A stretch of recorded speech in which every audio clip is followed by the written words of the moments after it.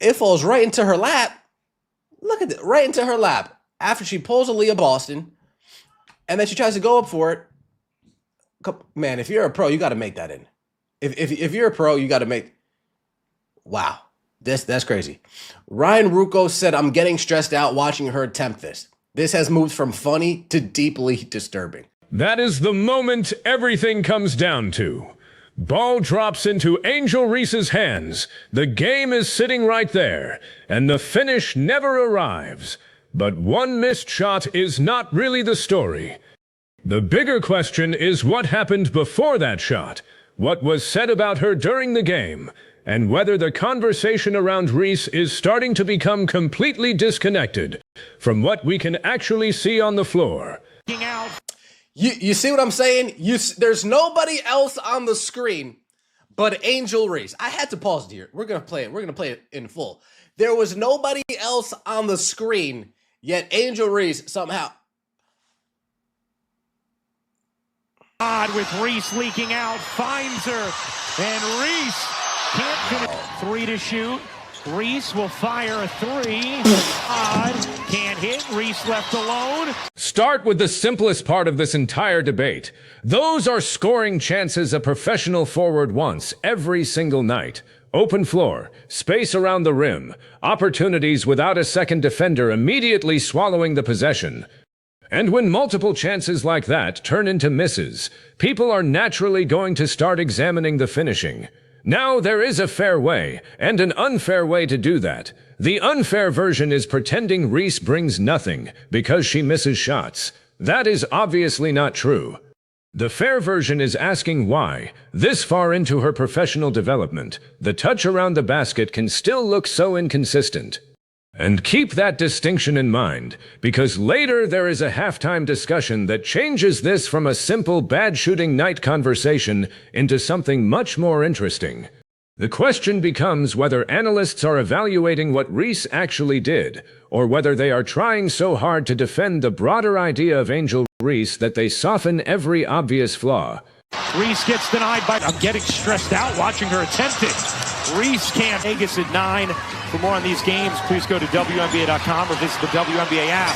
Reese gets denied. Guarded by Timpson. Looking to take it to her. Reese, the footwork, couldn't finish it. Okot keeps it alive. Gets knocked. What shots to take or control the game, her floor game overall. As Reese can't finish. And 10 for Indiana right now. Reese, the crossover. It's tonight from Howard. Reese barrels in. Can't finish. Tipped out. Reese will fire. 5 seconds. Howard launches. Missed it badly. Reese the putback. This sequence is where criticism becomes harder to dismiss as somebody cherry-picking one ugly miss. You see different types of possessions, a contested attempt, footwork in traffic, a drive, a finish through contact, a putback opportunity. Different situations, similar problem, converting efficiently once she gets into scoring position. And that matters because Reese's offensive game is not being judged against some impossible standard. Nobody needs her to become Kevin Durant. Nobody needs her pulling up from 28 feet or running 10 pick and rolls a quarter. For a player whose greatest offensive advantage comes from strength, rebounding instincts, activity, and getting herself near the basket, finishing near the basket is foundational. That is why the shooting number from this game matters. She finished with 15 points on 5 for 16 shooting with 4 turnovers. 15 points sounds respectable until you examine how much work it required to get there. There is another side, though.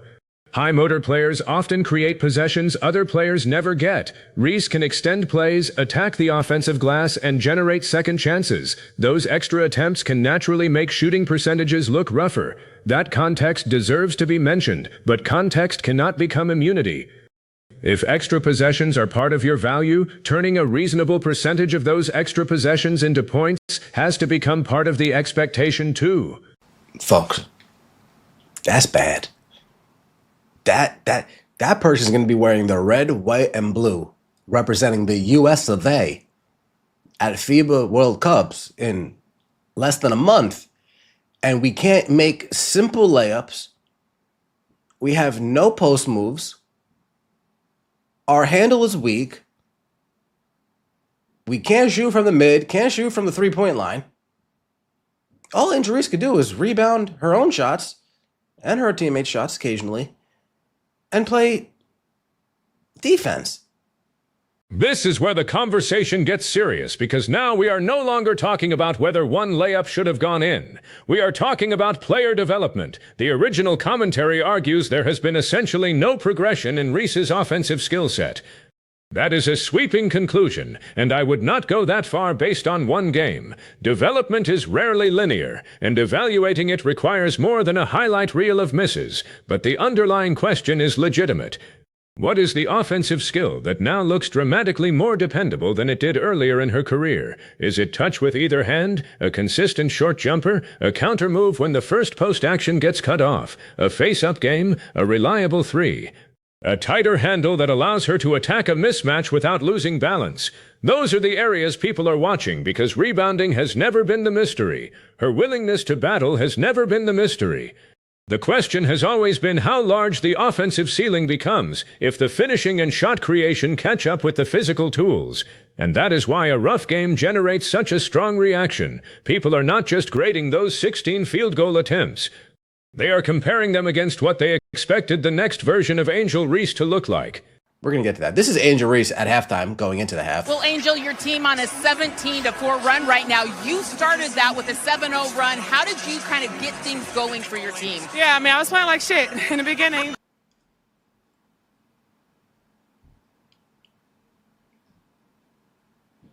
And this is an important piece of evidence, because Reese herself did not pretend the opening stretch was good. She said she was playing badly in the beginning. That acknowledgement actually makes the later studio conversation more fascinating. There is nothing wrong with highlighting a player who steadied herself after a poor start. That is normal analysis. Basketball games move in waves. Somebody can be terrible for 8 minutes, make 2 hustle plays, spark a run, and change the emotional direction of a team.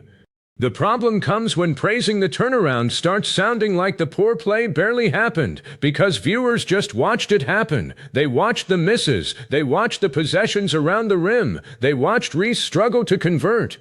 So if the broadcast pivots immediately into a celebration without properly holding both realities at once, people at home feel like they are being asked to ignore their own eyes. That gap between what the audience sees and what the studio emphasizes is the real source of this controversy.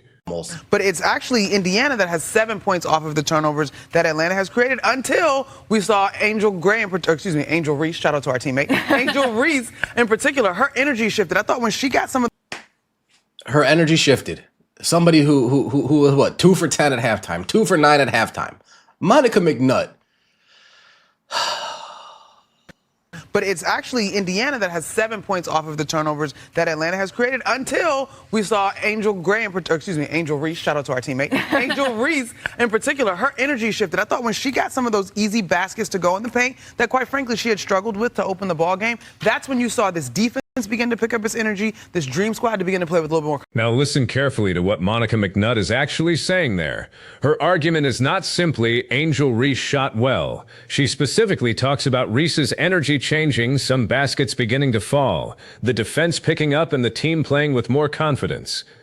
That is a much more defensible argument than the harshest critics make it sound. A player can absolutely affect a game without shooting efficiently. Defense, rebounding, deflections, physicality, communication, and emotional energy are real parts of basketball. If Reese helped Atlanta generate momentum through those areas, an analyst should mention it. But here is the tension. When a player is shooting poorly, every compliment has to be calibrated. If you spend substantially more time discussing the energy shift than the offensive inefficiency, viewers may interpret that as protection. That does not automatically mean ESPN has some coordinated agenda. There is no evidence in this transcript proving that. It could simply be a studio crew choosing a positive angle during halftime. Still, media credibility lives in proportionality. If somebody is 3 for 10 and has missed multiple finishes, say that clearly. Then explain the other ways she has helped. You do not need to destroy a player, and you do not need to rescue one either. Analyze the complete performance. Confident. Yeah, athletes know it's not how you start, it's how you finish. And she finished 15 points, 5 for 16, and missed the game-winning shot. Ladies, clean your mouths off. Shanae! Clean your mouth off, please. And that energy is contagious because if you look at Angel Reese, she already has 7 and 9. She's already getting close to. That phrase, "it's not how you start, it's how you finish," becomes almost painfully ironic once you know how the game itself ended. Because Reese did respond after the ugly opening. She got to 15 points. She remained active on the glass. She competed. Those things happened. Then the final possession arrives. The ball comes to her with an opportunity to decide the game, and the finishing issue that had followed her throughout the night returns at the worst possible moment. That does not erase everything she contributed. Basketball does not work like that. One possession cannot delete every rebound, defensive rotation, or hustle play. But dramatic moments magnify existing weaknesses. If a great shooter misses a game winner, people usually say the shot did not fall. If a player already facing questions about finishing misses a very makeable attempt at the buzzer, that miss feels like evidence in an ongoing case. Fair or not, that is how sports narratives get built. And Reese now has to understand that every high-profile game is being consumed through that larger argument. Is the offensive skill developing quickly enough to complement everything she already does well? Great plays. You see Caitlin orchestrating. It's like both sides are leaning into their strengths on this one. Let's go back to Angel really quickly, though, because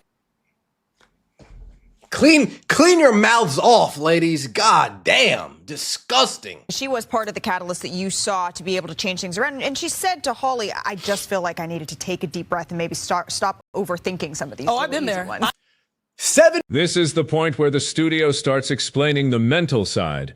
Reese reportedly told the broadcast she needed to breathe and stop overthinking things. That makes sense. Finishing can become psychological once a player misses several attempts in a row. You rush the next one. Your mechanics change, you anticipate contact that never comes. Suddenly an uncontested shot feels harder than the contested one you normally practice. And yes, players sometimes do become more comfortable when there is contact because the decision is clearer. You feel the defender, use your body, go through the motion. Wide open, you suddenly have time to think. That explanation is plausible. But explanation and excuse are different things. If the same problem keeps surfacing, the answer cannot permanently be that she was thinking too much. Professional development is partly about building a skill so deeply that pressure and hesitation stop controlling it. That is what repetition is for. Finishing from awkward angles, glass work with both hands, catching off balance, finishing after an offensive rebound when bodies are around you. Going straight back up instead of bringing the ball down, reading when to use power and when to use touch. Those are trainable details, and those details are probably more important to Reese's next step than winning another television debate about whether criticism is fair. Angel Reese, you ain't even Brad Miller. You ain't even Brad Miller. I've been there. Like sometimes the basket is too open. Right. She's used to getting double teamed. You can't make this up, folks. They're making excuses for this shit. They're making excuses for nobody. And there is the most generous version of the argument. Sometimes the basket can almost feel too open. Players will tell you strange things happen when rhythm disappears. Golfers miss short putts. Great free throw shooters occasionally leave one embarrassingly short. Baseball players miss a pitch they normally crush. Human performance is not a video game where an easier chance automatically produces a better result. So yes, one wide open miss is nothing. Several inefficient finishes in the same performance are different. And when those misses fit a weakness already attached to your scouting profile, the burden shifts. At some point, the conversation cannot remain about why the misses happened. It has to become about what is being done to reduce them. That is the part of this debate I think gets lost when everything becomes fan warfare. One side wants to turn every Reese mistake into proof she cannot play. The other side can become so defensive that any criticism of her offense gets treated like disrespect. Both approaches are useless if the goal is actually evaluating basketball. Reese clearly has professional-level strengths. She also has professional-level weaknesses. Those two statements can live in the same sentence without anybody melting down. She's by no means an elite defender. By no means is Angel Reese an elite defender. But this is bad. This is really bad. There's been absolutely zero progression in Angel Reese's game. Angel Reese rookie season to now, it's the same player. She hasn't improved finishing around the rim. She hasn't improved the mid-range shot. She hasn't improved the three-point shot. Her handle hasn't improved. She's just the same rebounding, defending, clumsy offensive player that we've seen for the last going on 3 years now. Now we get to the central claim in the original commentary, that Reese is essentially the same offensive player she was before. This is where the standard should be specific. You do not evaluate improvement by asking whether every weakness disappeared. You ask whether the weakness is becoming less damaging, whether efficiency is improving, whether decision-making is quicker, whether the player has added counters, and whether defenses are being forced to guard something they previously ignored. For Reese, the most important progression might not even be becoming a high-volume jump shooter. It could be far more basic and far more valuable. Imagine a version of Reese who becomes consistently excellent at finishing the opportunities she already creates. That alone changes everything. Suddenly, offensive rebounds become more dangerous because defenders know the putback is likely to become 2 points or free throws. Driving lanes become more valuable because helping defenders cannot simply wait for a difficult finish. Pick-and-roll actions become cleaner. Transition opportunities become more efficient. Her scoring increases without needing an entirely new offensive identity. Then add one dependable counter, maybe a short push shot, maybe a controlled turnaround, maybe a 15-footer defenses have to respect. You do not need 8 new moves. You need 2 or 3 reliable answers. That is why the frustrating part of a performance like this is not that Reese failed to look like a perimeter superstar. It is that the game presented opportunities directly inside the area where her development could have the largest impact, and too many of them were left unfinished. Folks, do you see how bad this is? Look at this. There's nobody in the frame. She's in a frame all alone. I'm all alone. And she blooped it. And then we have this game winner over here. It falls right into her lap. Look at it, right into her lap. After she pulls a Leah Boston, and then she tries to go up for it. Man, if you're a pro, you got to make that in. If you're a pro, you got to make. And now the late game miss hits differently because we have built the full context around it. Look at the situation itself. This is not a desperate 30-foot heave with 2 defenders chasing her. The rebound falls into a position where a professional player expects to have a legitimate chance. That is exactly the type of moment where fundamentals matter more than reputation. Gather the ball cleanly. Get balanced enough to control the finish. Use the glass when the angle calls for it. Protect the ball from the contest. Finish through the play instead of rushing because the clock is screaming at you. Easy to say from a chair, much harder with a game on the line. But difficulty is why professional standards exist. And this is the payoff to the ESPN argument too. If your halftime story is that Reese settled down, stopped overthinking and became a catalyst, then the ending creates an unavoidable question. Did the underlying offensive problem ever really disappear, or did the game simply move away from it temporarily? The final box score says 15 points on 16 shots. The final possession gives critics a visual they will replay repeatedly. The studio praise gives those same critics something else to attack. All 3 pieces combined into a much louder controversy than the performance would have created by itself. And this is why players in this league don't get better. Because you have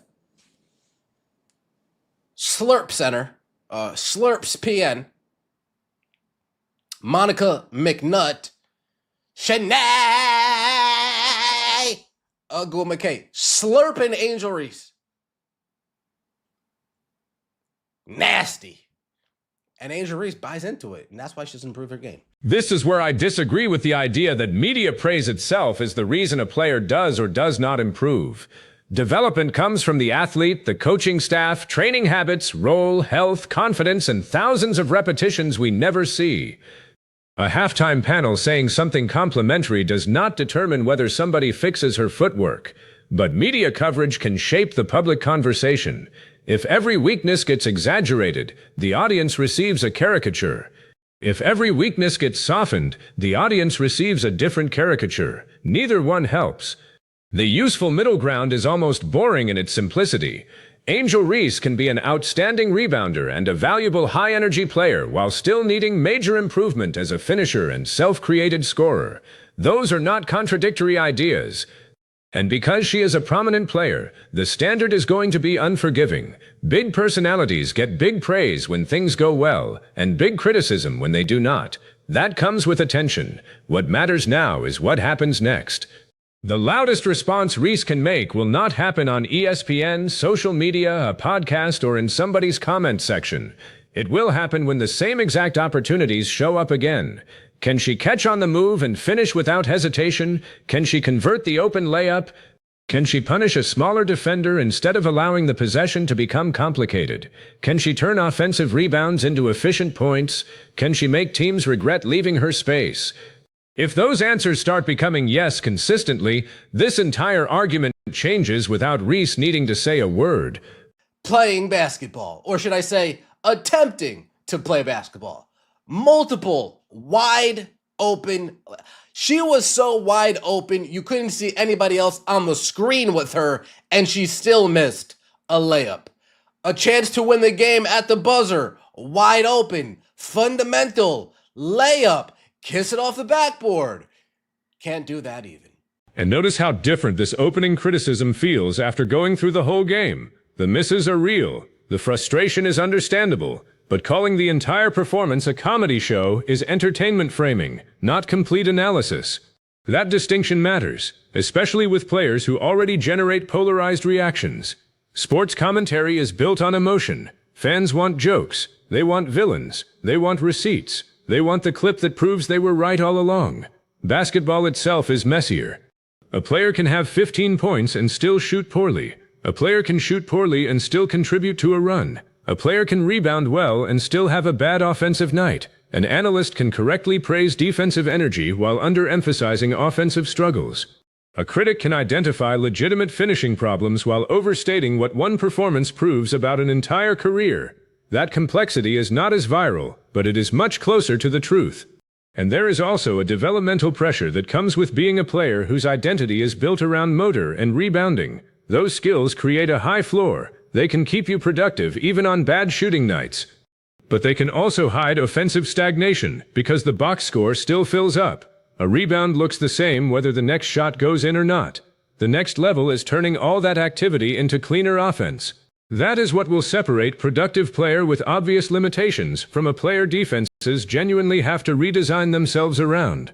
And that energy is contagious because if you look at Angel Reese, she already has 7 and 9. She's already getting close to a double-double. But then also, if you think about, on the other side here, you're seeing the Indiana Fever. They're just being a little bit methodical as well because I like these good to great plays. You see Caitlin orchestrating. It's like both sides are leaning into their strengths on this one. Let's go back to Angel really quickly, though, because And this is probably the best place to judge whether the halftime crew crossed the line or whether critics are overreacting.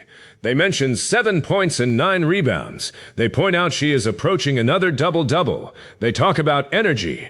Then they quickly come back to Reese again. If you are already skeptical of ESPN's coverage, that emphasis is going to feel excessive. If you believe Reese's rebounding and activity were helping change the game, it may feel perfectly reasonable. But there is one test that cuts through both fan bases. Would the exact same performance receive the exact same tone if another player produced it? That is the question broadcasts should always be willing to ask themselves, not because every player must be covered identically. Different players have different roles, but standards need to remain recognizable. If 5 for 16 is inefficient for one star, it is inefficient for another. If 7 points and 9 rebounds at halftime are worth praising because the rebounding is changing the game, explain that clearly.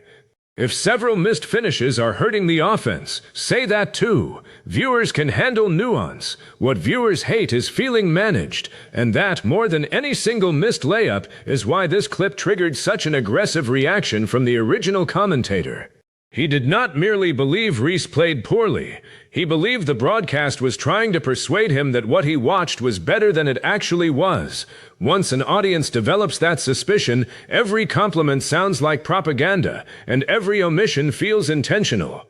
That is a dangerous place for any sports network to end up. Folks, that's bad. That person's going to be wearing the red, white, and blue, representing the U.S. of A. at FIBA World Cups in less than a month. And we can't make simple layups. We have no post moves. Our handle is weak. So strip away the insults, strip away the fan wars, and this is what remains. Angel Reese has strengths that are obvious enough that nobody needs to invent them. Rebounding, physicality, activity, competitive energy, the ability to keep possessions alive and make herself relevant even when the shot is not falling. She also has offensive weaknesses, obvious enough that nobody needs to hide them. Finishing consistency, perimeter shooting, handle, touch, and dependable counters are all areas where the standard should keep rising. The debate is not whether she belongs on a professional basketball court. The more interesting debate is what kind of player she can become if those offensive limitations start shrinking, because that determines the ceiling. If they do not shrink, teams will continue playing her according to the same scouting logic. Give certain areas of the floor. Crowd the paint selectively. Make her prove she can convert difficult or open opportunities efficiently. Live with particular shots. But if she does improve, the rebounding becomes even more dangerous because now it is attached to scoring efficiency. The motor becomes more valuable because those extra possessions become points. The physical advantages become harder to scheme around. That is why the criticism should be demanding without becoming ridiculous. You can say 5 for 16 is not good enough. You can say the buzzer opportunity should have been finished. You can say the broadcast praise felt overly generous. But the conclusion should not be that Reese is permanently frozen as a player. The conclusion should be that the next stage of her career is going to test whether she can turn obvious weaknesses into dependable skills. And unlike a television argument, that answer eventually becomes measurable.